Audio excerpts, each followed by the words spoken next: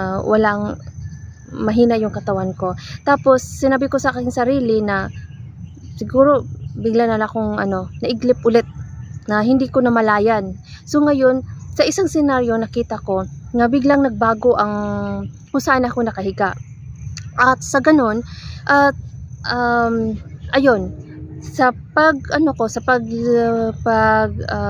tulog ko, 'di ba? Bumalik ako sa higaan ko uli.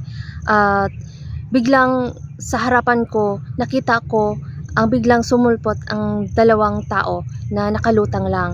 Tapos mayat maya nagkaroon din, bigla ding lumutang ang isa at pagkatapos nun naging 4 sila o 5 sila. Tapos ang sabi ko sa sarili ko, ano ang mga ito? Tapos tininan ko lang sila at tinitigan din nila ako.